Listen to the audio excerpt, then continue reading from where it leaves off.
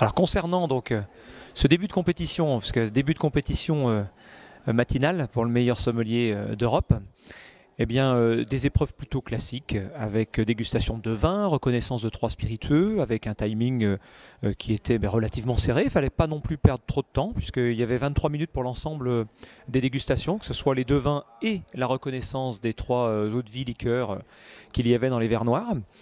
Et ensuite, on a eu un break qui nous a emmené vers le questionnaire, le morceau quand même le plus solide, parce que c'est un questionnaire qui, moi je trouve, jamais de toute façon évident, parce qu'on aimerait, on aimerait répondre à tout, mais ce n'est pas possible, parce qu'on ne connaît pas tout, ou il y a même des réponses qu'on a, mais très très très très loin, parce qu'on se souvient avoir lu un article qui parlait de cela, mais bien évidemment, l'information n'est pas venue en temps et en heure pour pouvoir mettre la bonne réponse.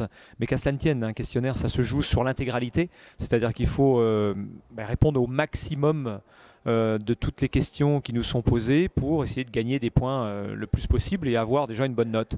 Mais il était plutôt orienté Europe. Il y avait très peu de questions sur l'Amérique latine, par exemple.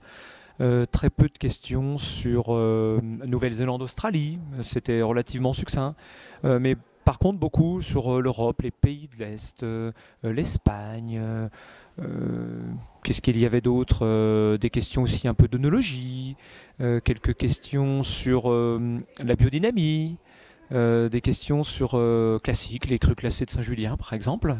Il fallait avoir potassé et se rappeler de tout cela.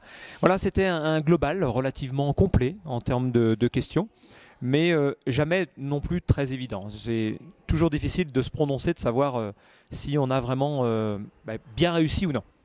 Alors une question saugrenue amusante,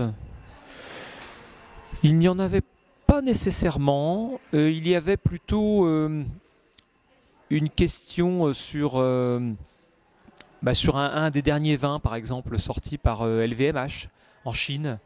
Ils ont, c'est vrai, fait un lancement officiel de cette cuvée pour essayer de développer encore plus les vins très haut de gamme en Chine.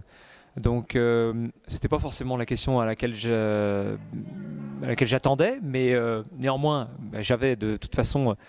C'est vrai la réponse, parce que c'était un article et puis un suivi de lancement de cuvée que j'avais vu à Paris. Mais de questions saugrenues, non, c'était plutôt dans un certain classicisme. Voilà.